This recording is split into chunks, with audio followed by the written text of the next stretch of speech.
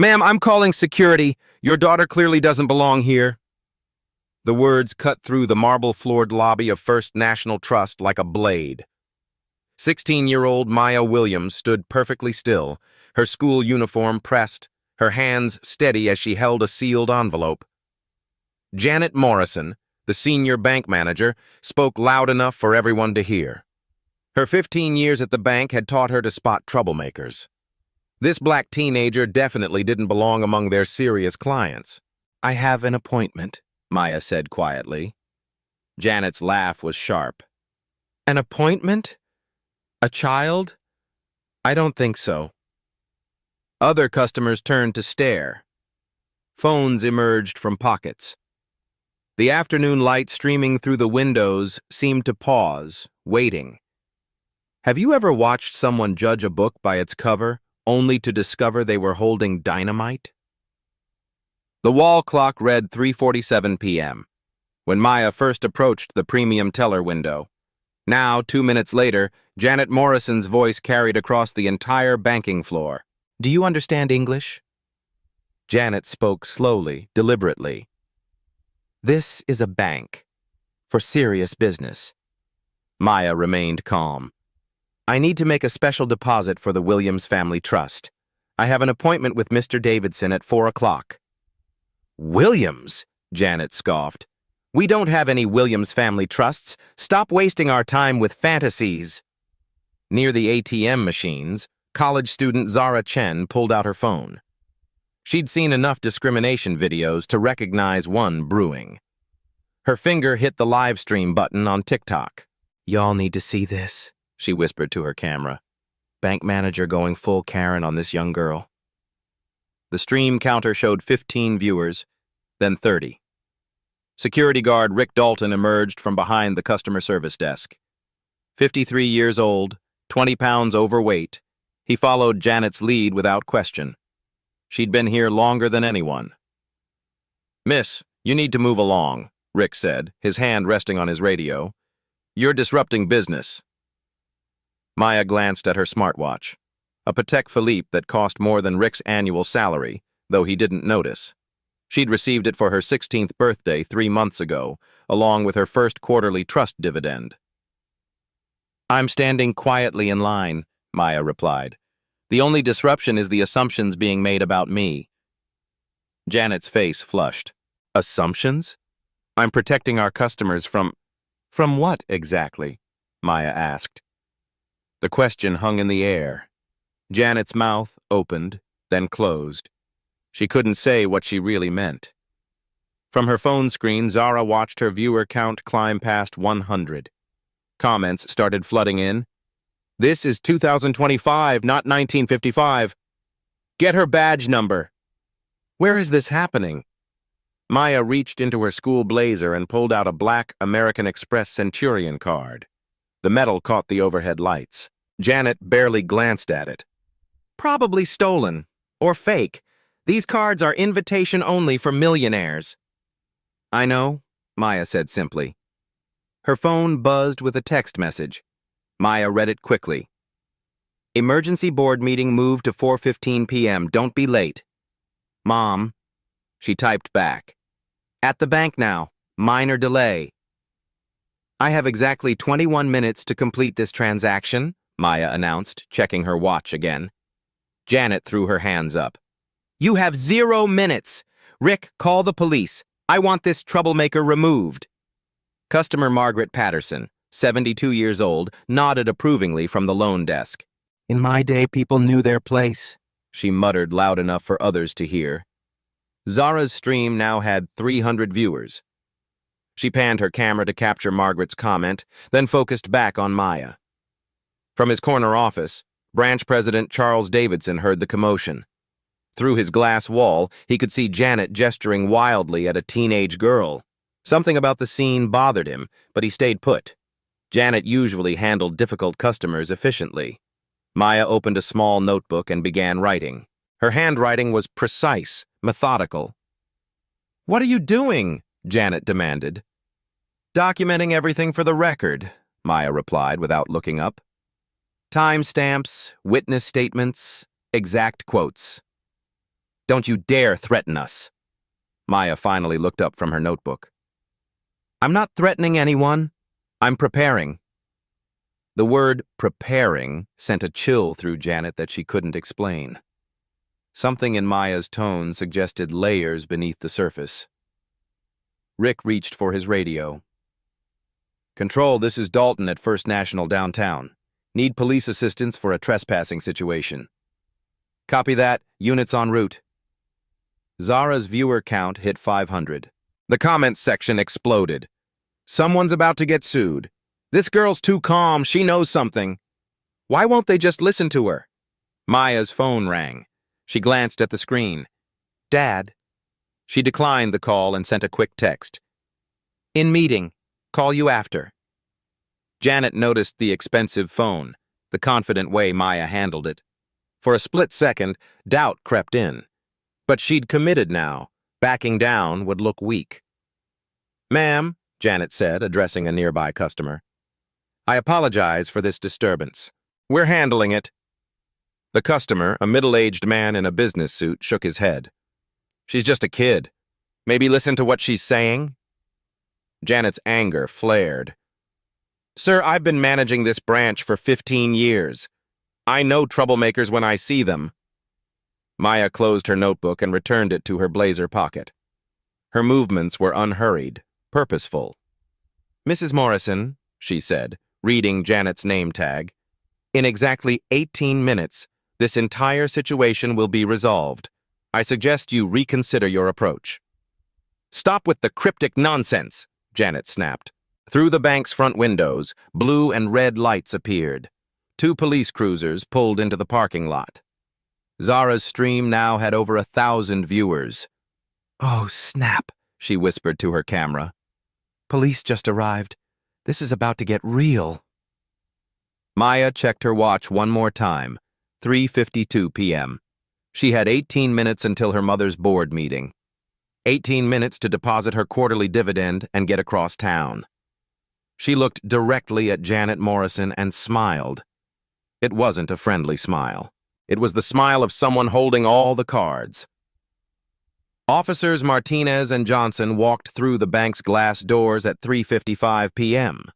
Martinez, a 15-year veteran, immediately assessed the scene. A teenage girl stood calmly near the premium counter while a bank manager gestured frantically. Officers, thank goodness, Janet rushed toward them. This girl is trespassing and refuses to leave. She's been causing a disturbance for almost 10 minutes. Maya remained perfectly still, her hands visible, her posture non-threatening.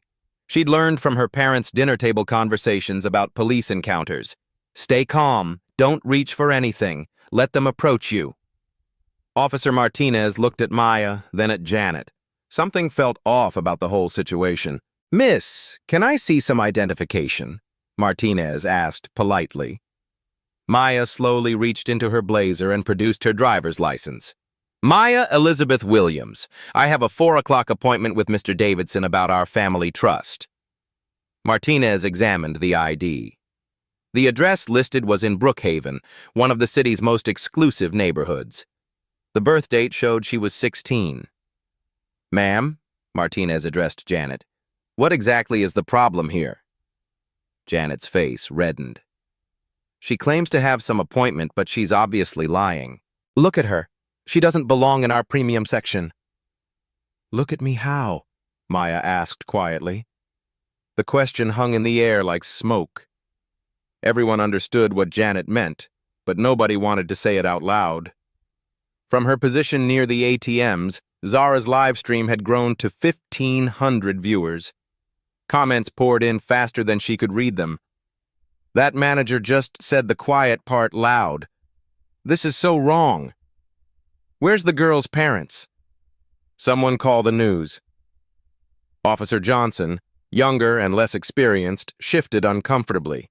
Maybe we should just ask everyone to calm down and— No, Janet interrupted. I want her removed. She's been disruptive and threatening. Maya pulled out her notebook again.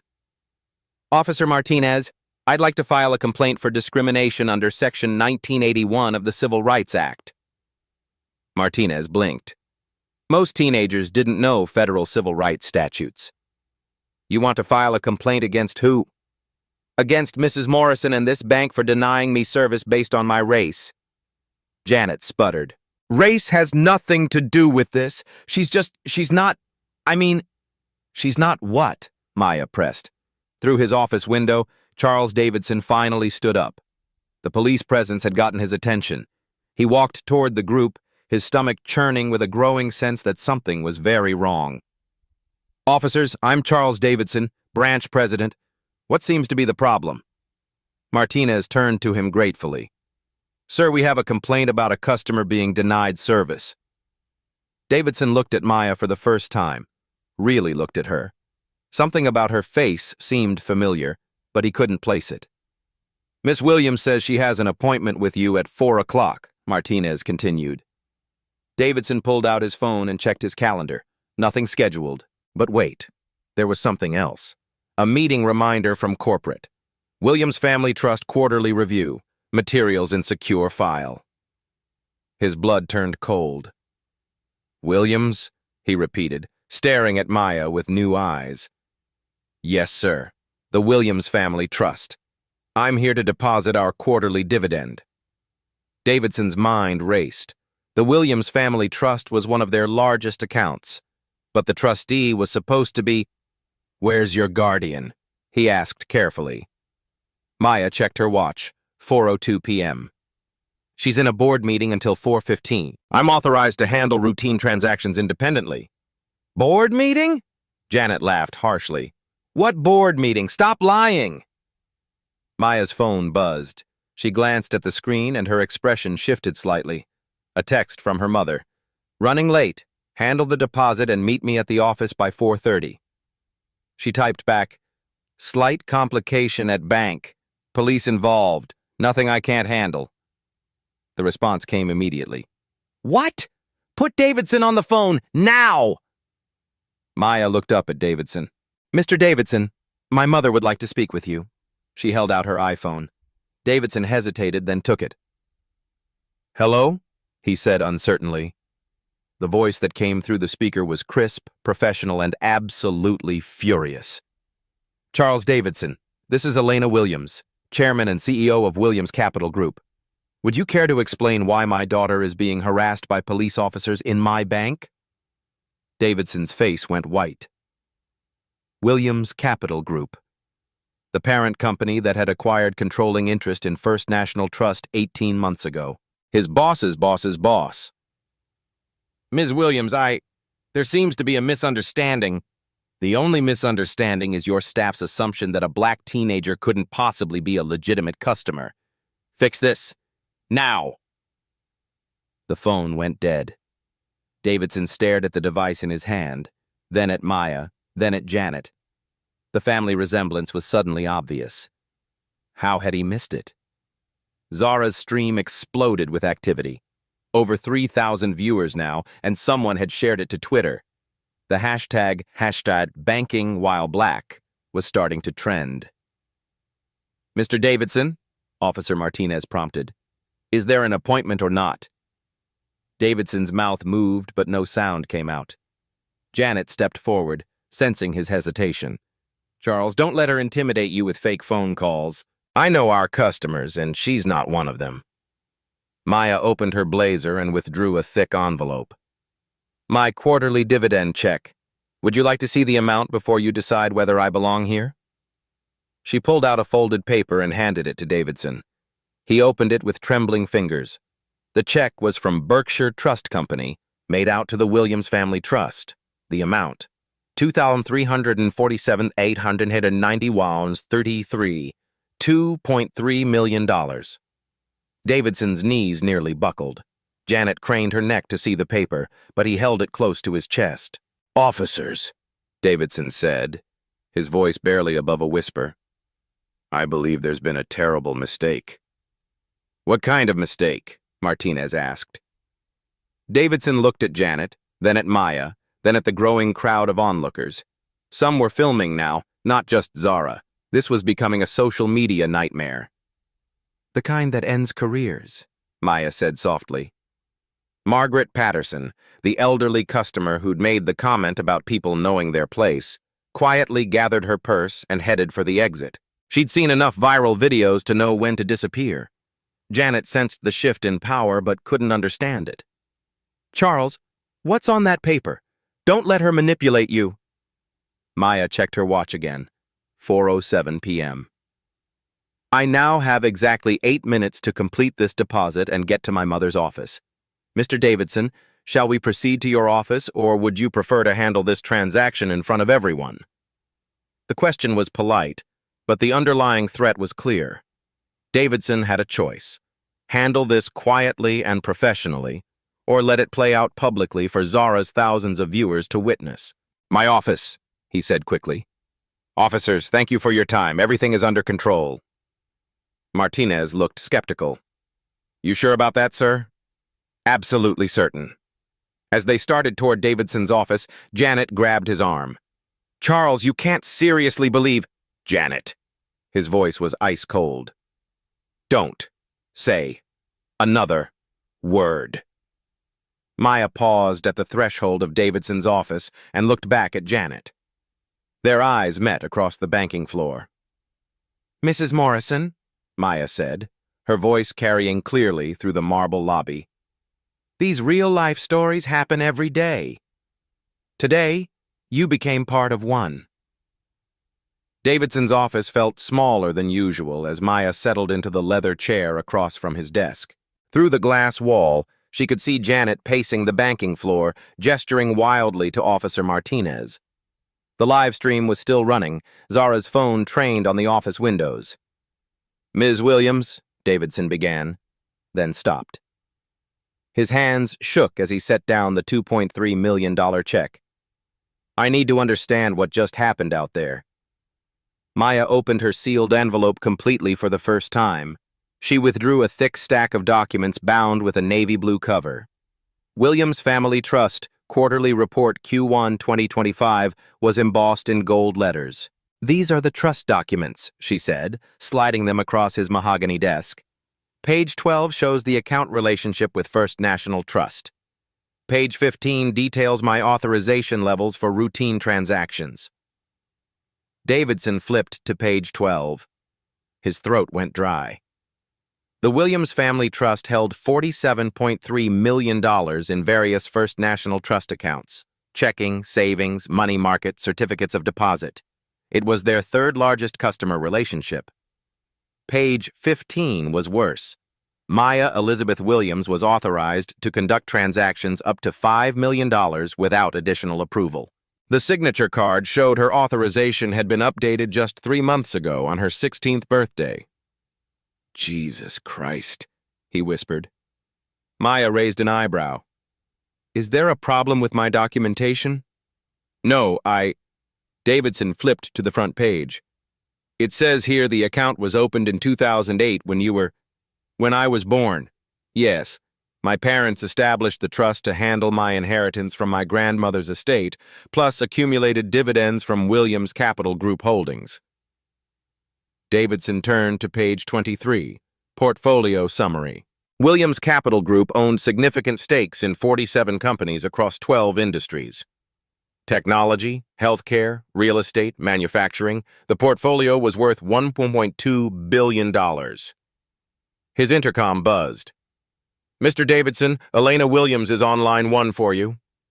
Maya checked her watch, 4:09 p.m. "That would be my mother. The board meeting ended early." Davidson's finger hovered over the speakerphone button. Once he pressed it, there would be no taking back what had happened in his lobby. He pressed it. "Elena, I can explain. Charles." The voice that came through the speaker was controlled fury wrapped in silk. "I've been watching my daughter's situation unfold via social media. 3,000 people are currently witnessing how your bank treats black customers." Through the office window, Maya could see Zara still filming. The viewer count on her phone now showed 4,200 people watching live.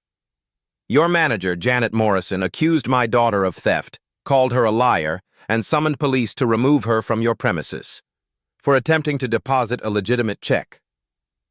Davidson loosened his tie. "Elena, I had no idea Maya was what? Your customer?" My daughter? Black? The question hung in the air like a blade. Maya spoke for the first time since entering the office. Mr. Davidson, would you like to know what Mrs. Morrison said when I showed her my Centurion card? Your what? Elena's voice sharpened. She said it was probably stolen or fake. She didn't believe a 16-year-old could have an invitation-only credit card. Davidson buried his face in his hands. Centurion cards were issued exclusively to individuals with net worth exceeding $10 million. The Williams family qualified easily. Charles, Elena continued, I need you to understand something. Williams Capital Group acquired 46% of First National Trust specifically because of your institution's reputation for customer service. We are now your largest shareholder. Davidson's head snapped up. 46%? Maya pulled out her phone and opened a financial app. Would you like to see the current stock ownership breakdown? She turned the screen toward him. Williams Capital Group, 46.3%. Various mutual funds, 31.2%. Individual investors, 22.5%. Elena Williams didn't just bank at First National Trust, she owned it. Mom, Maya said calmly, Mr. Davidson has been very professional since Officer Martinez called you. The problem is entirely with Mrs. Morrison. I see. Elena's tone shifted slightly. Charles, put Maya on speaker and step outside your office. I need to speak with my daughter privately. Davidson stood up so quickly he nearly knocked over his chair. He stepped into the hallway, closing the door behind him. Through the glass, Janet Morrison caught his eye. She marched over, her face flushed with indignation. Charles, what is going on? Why are you treating that girl like some kind of VIP? Davidson stared at her. 15 years Janet had worked here. 15 years of handling customer complaints, managing her team, representing the bank's values, and in 10 minutes, she'd destroyed everything. Janet, do you know who Williams Capital Group is? Some investment company? So what? They own 46% of our stock. Elena Williams is the chairman and CEO. Janet's face went blank. That's impossible. She would have said something. She would have what? Announced her family connections to avoid discrimination? Inside the office, Maya was speaking quietly to her mother. Davidson couldn't hear the conversation, but he could see Maya's calm demeanor. She wasn't angry or upset. She was strategic. His phone buzzed with a text from corporate headquarters. Urgent. Social media situation at downtown branch. Viral video trending. Need immediate damage control. Another text. Elena Williams requesting emergency call with board of directors. Another. Legal department wants incident report ASAP. The story was spreading faster than wildfire. Hashtag banking. While Black had over 50,000 mentions on Twitter, news outlets were picking it up. His bank was about to become a case study in corporate discrimination. Janet was still talking, making excuses, justifying her actions. Davidson stopped listening. He was calculating the damage. Maya opened the office door. Mr. Davidson, my mother would like to speak with you again. He walked back inside on unsteady legs. Charles, Elena's voice was businesslike now. I've discussed the situation with Maya. Here's what's going to happen. Davidson grabbed a pen and legal pad. First, Janet Morrison will be terminated immediately. No severance, no recommendations. Elena, I can't just... Second, you will implement comprehensive bias training for all customer-facing staff within 30 days. Maya pulled out her notebook and began writing. Third, First National Trust will establish a $500,000 annual community investment fund focused on financial literacy programs in underserved communities. Fourth, Elena continued, my daughter will personally review and approve all training materials to ensure they address the specific issues she experienced today. Davidson's pen moved frantically across the paper. Fifth, this branch will participate in a quarterly review process to monitor customer service equity. The first review will be conducted by Maya. Maya looked up from her notebook. I'll need access to complaint records, security footage, and customer satisfaction surveys.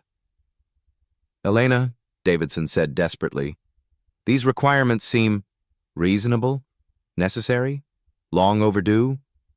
Elena's voice cut through his objection. Charles, my family has been the target of discrimination before. We've learned that economic consequences create change faster than good intentions. Maya stood up and gathered her documents. Mr. Davidson, I still need to complete my deposit. The check has been sitting on your desk for 6 minutes. He looked down at the $2.3 million check as if seeing it for the first time. Of course. Let me process that immediately. Actually, Maya said, I'd prefer if Mrs. Morrison handled the transaction. Under supervision, of course. Davidson's eyes widened. You want Janet to complete the deposit she refused to process? Yes. Elena's laugh came through the speaker, sharp and satisfied. Brilliant idea, sweetheart. Maya smiled, the same smile she'd given Janet earlier, but now Davidson understood what it meant. Maya Williams wasn't just depositing money. She was making a point that would echo through every bank branch, every corporate boardroom, every social media platform that picked up this story. She was 16 years old, black, female, and she had just bought herself a bank. Outside the office, Zara's live stream had grown to over 6,000 viewers. The comments section was exploding. Did she just say she owns the bank? Plot twist of the century. This girl is my new hero. Janet about to get fired on live stream. Maya checked her watch one final time, 4:14 p.m. She had exactly 16 minutes to get to her mother's office. But first, she had a deposit to make, and a manager to educate about the cost of assumptions. These touching stories of discrimination might happen daily, but today's story was about to have a very different ending than Janet Morrison had planned. Maya walked out of Davidson's office with the confidence of someone who had just rewritten the rules. The banking floor fell silent as customers and staff watched her approach Janet Morrison's desk. Zara's live stream count hit 7,500 viewers. The comments section moved too fast to read. This is better than Netflix. Janet's about to learn today. CEO's daughter versus racist manager fight. Janet looked up from her computer screen, still unaware of what had transpired behind Davidson's glass walls. I thought security removed you. No removal necessary, Maya said, placing the $2.3 million check on Janet's desk. I'd like to make a deposit, please. Janet glanced at the check dismissively. I already told you. She stopped mid-sentence. The number of zeros was impossible to ignore. This is fake, Janet said, but her voice lacked conviction. Davidson emerged from his office, his face ashen. Janet, process the deposit, now. Charles, I don't understand. Why are we— Because, Maya interrupted, Williams Capital Group owns this bank. Elena Williams is the chairman and CEO. I am Elena Williams's daughter. You have discriminated against your employer's family. The words hit Janet like physical blows. She looked at the check again, then at Maya, then at Davidson for confirmation. Davidson nodded slowly. Everything she's saying is true. Janet's computer screen showed her personal email inbox. 3 messages from corporate HR, marked urgent. 2 from the legal department, 1 from the CEO's office with the subject line, immediate response required, branch incident. Her phone buzzed with a text from her sister. Are you the bank manager in this viral video? Call me now. The viral video. Janet's stomach dropped. How many people are watching? She asked weakly. Maya checked Zara's stream. 7,800 and climbing. Elena's voice came through Davidson's office speaker, loud enough to carry across the floor. Charles, please put me on video call. I'd like to address your staff directly. Davidson rushed back to his office and returned with his laptop. Maya helped him position it so the screen faced Janet's workstation. Elena Williams appeared on the 13-inch display. Even through pixelated video, her presence was commanding. Designer blazer, pulled-back hair, the kind of professional confidence that came from running billion-dollar companies. "Good afternoon, everyone," Elena said, her voice carrying across the marble lobby. "I'm Elena Williams, Chairman and CEO of Williams Capital Group, your majority shareholder." The few remaining customers stopped their transactions to listen. Tellers emerged from behind their stations. Security guard Rick positioned himself where he could see the screen. 18 months ago, Williams Capital Group acquired controlling interest in First National Trust because we believed in your commitment to excellent customer service for all clients, regardless of their background. Elena paused, letting the words sink in. Today, my 16-year-old daughter attempted to deposit her quarterly trust dividend. Instead of receiving professional service, she was accused of theft, called a liar, and threatened with arrest. Janet's face drained of color. She tried to speak, but no words came. "Ms. Morrison, you are terminated effective immediately. Security will escort you from the premises." "You can't." Janet finally found her voice. "I've been here 15 years. I have rights. You can't fire me for violating federal anti-discrimination laws, for creating a hostile environment, for generating a public relations nightmare." Elena's tone was ice cold. "Actually, I can." Maya pulled out her phone and began reading from a legal document. Under Section 1981 of the Civil Rights Act, all persons shall have the same right to make and enforce contracts as white citizens. Your refusal to process my deposit constitutes a violation. She continued reading.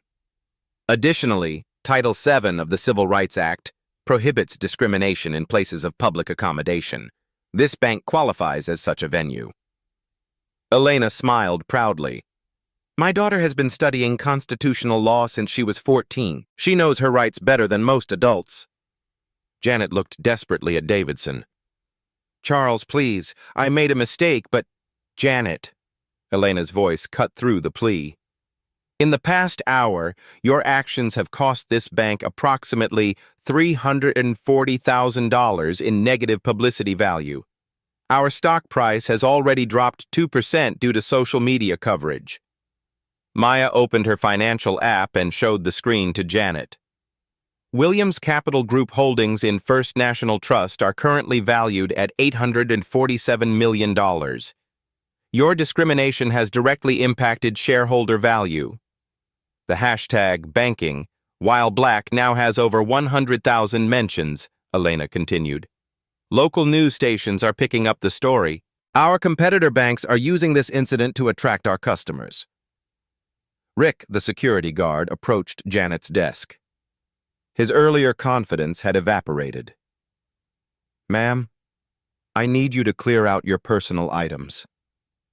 Janet's eyes filled with tears. "I have a mortgage, kids in college. You can't destroy my life over a misunderstanding." Maya leaned forward. "Mrs. Morrison, it wasn't a misunderstanding. You looked at my skin color and made assumptions about my worth, my honesty, my right to be here." "That's not... I would never..." "You called my credit card fake before examining it. You dismissed my appointment without checking your schedule. You summoned police instead of listening." Elena's voice carried a note of finality. "Ms. Morrison, discrimination isn't just morally wrong. It's expensive. Today's incident will cost this branch approximately $2.3 million in lost revenue over the next fiscal year." Maya stood up and began placing her documents back in their envelope.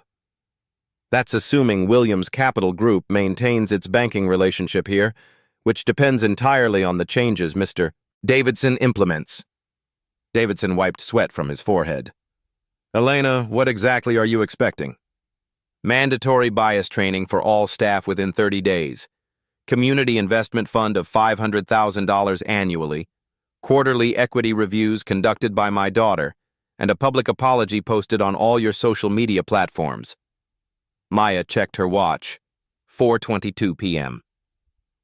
"I also want to review your hiring practices, complaint procedures, and customer service protocols."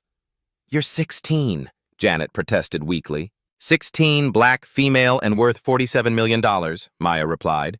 I'm also your customer, and now I'm your oversight committee. Zara's live stream had grown to nearly 10,000 viewers. Someone had shared it to Instagram, Facebook, LinkedIn. The story was spreading across every platform. Elena addressed the camera directly. To everyone watching this live stream, discrimination isn't just wrong, it's economically stupid. Businesses that judge customers by appearance rather than assets don't deserve to survive. Maya completed her deposit transaction in less than 2 minutes. Janet's hands shook as she processed the check, printed the receipt, updated the account balance. "Thank you for banking with First National Trust," Janet whispered, the words tasting like ash. Maya folded the receipt and placed it in her blazer pocket. "Mrs. Morrison, I hope you find a job where you can learn to see people's humanity before making assumptions about their value." It wasn't cruelty. It was grace Janet didn't deserve. Elena's final words carried across the banking floor. "Mr. Davidson, I expect a full implementation plan on my desk by Friday. Maya will begin her quarterly review next Monday." The laptop screen went dark. Maya gathered her belongings and walked toward the exit. Every step was measured, purposeful. At the door, she turned back to face the crowd that had gathered. "These black stories matter," she said clearly. "Not because we're asking for special treatment, but because we're demanding equal treatment. The difference between those two things is justice." She pushed through the glass doors and walked into the afternoon sunlight, leaving behind a bank that would never be the same. Behind her, Zara ended her live stream with a simple message. 10,000 people just watched a 16-year-old girl buy herself justice. Share this everywhere. 3 hours later, Maya sat in her mother's corner office on the 40th floor of Williams Tower. Through floor-to-ceiling windows, the city sprawled below them like a circuit board of possibilities. Elena poured herself coffee from a silver service set. "How do you feel about what happened?" Maya considered the question carefully. "Tired, but not surprised." "Your father called. He saw the video." "What did he say?" Elena smiled. "He said you handled yourself like a Williams." On Elena's desk, 3 phones buzzed simultaneously. Text messages, emails, voicemails. The story had exploded beyond social media into mainstream news. Local stations wanted interviews. National networks were calling. "CNN wants a statement," Elena said, scrolling through messages. "So does the Wall Street Journal." Maya shook her head. "I don't want to be the poster child for discrimination. I want to be the example of what happens when discrimination meets consequences." Elena's assistant knocked and entered. "Ma'am, First National Trust's Board of Directors is requesting an emergency meeting. They want to discuss implementation of your requirements." "Tell them Monday at 9 a.m., Elena replied. "Maya has school tomorrow." The irony wasn't lost on anyone. The girl who'd just restructured a bank's policies still had algebra homework. Maya's phone showed 47 missed calls, friends from school, extended family, reporters who'd somehow gotten her number. She turned it face down. "The Community Investment Fund was brilliant," Elena said. "500,000 annually will fund financial literacy programs in 6 underserved neighborhoods." "Mrs. Patterson looked so ashamed when she realized what she'd witnessed," Maya said, referring to the elderly customer who'd made the comment about people knowing their place. Some people can learn. Others, like Janet Morrison, reveal who they really are under pressure. Elena opened her laptop and showed Maya the analytics dashboard. Zara's live stream has been viewed 2.3 million times across all platforms. #banking, while black is trending in 47 countries. Maya studied the numbers.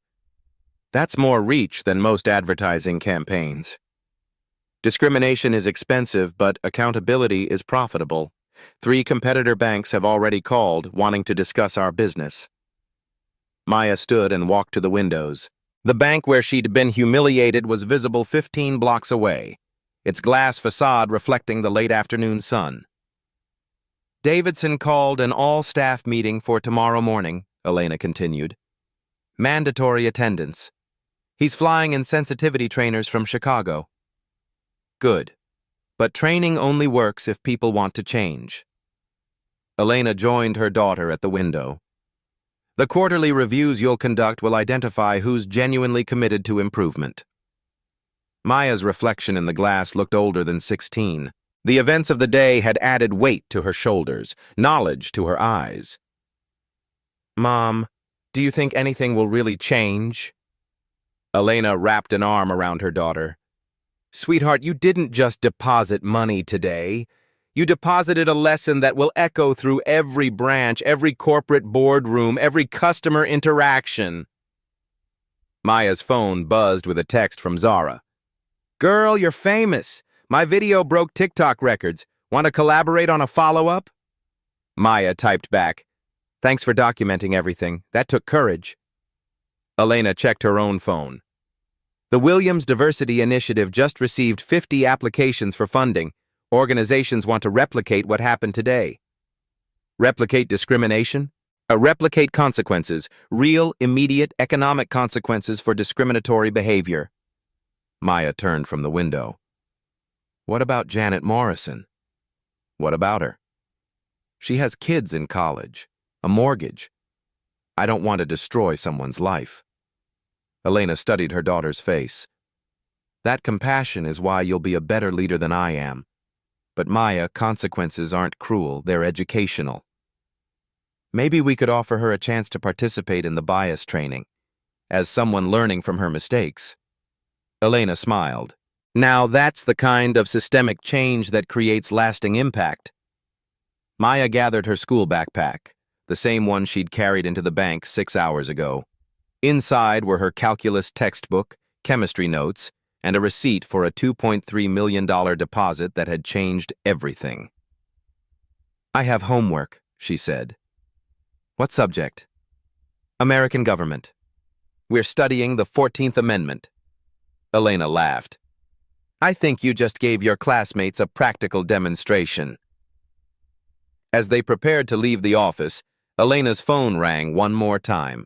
She glanced at the caller ID and answered. Charles Davidson, right on schedule. She put the call on speaker. Elena, I wanted to update you on our progress. We've contacted diversity consultants, scheduled staff training, and I've personally called every customer who witnessed today's incident to apologize. Maya leaned toward the phone. Mr. Davidson, what about your hiring practices? We're reviewing everything. HR is implementing new interview protocols to ensure we recruit candidates who reflect our community's diversity. Good, Maya said. Because real-life stories like mine happen when institutions forget that excellence comes in every color. Elena ended the call and looked at her daughter with pride. Ready to go home? Maya shouldered her backpack. Ready? They walked toward the elevator, mother and daughter, CEO and student, two women who had just proved that quiet power could move mountains. Behind them, the city lights began to twinkle, each one a story waiting to be told. 6 months later, Maya Williams walked through the same glass doors of First National Trust. This time, the greeting was different. Good morning, Ms. Williams, said Marcus Thompson, the new customer service manager. He was 28, black, and had been hired specifically to improve community relations. How can we help you today? Maya smiled. Quarterly review? Is Mr. Davidson available? The transformation was visible everywhere. Diverse staff behind every counter, multilingual signage, a community bulletin board featuring financial literacy workshops. Photos from the Williams Diversity Fund events lined the walls. Janet Morrison's old workstation now belonged to Sophia Rodriguez, a bilingual financial advisor who specialized in serving immigrant families. The premium banking section had been redesigned with an open layout, eliminating the psychological barriers that had once segregated customers. Davidson emerged from his office walking taller than he had 6 months ago. The bank's customer satisfaction scores had increased 40%. Discrimination complaints had dropped to 0. Maya, good to see you. The quarterly numbers are remarkable. They settled in his office, where Maya opened her tablet and reviewed the metrics. New account openings in underserved communities. up 67%. Customer retention among minority clients, 94%. Employee diversity, improved from 23% to 41%. The sensitivity training worked, Davidson said, but the real change came from hiring people who reflect our community. Maya nodded. Representation matters. When customers see themselves in your staff, trust follows. Through the window, she spotted Zara Chen at the ATM. The college student had become a local celebrity, her original live stream used in diversity training programs nationwide. She waved when she saw Maya. "What about Mrs. Morrison?" Maya asked. Davidson's expression softened. "She completed the bias training program. She's working at a community credit union now, helping with financial counseling. She sends thank you cards every quarter." Maya's phone buzzed with a news alert. Williams' diversity protocol adopted by 200-plus banks nationwide. The incident had sparked a movement. Financial institutions across the country were implementing similar oversight programs. Elena Williams had been right.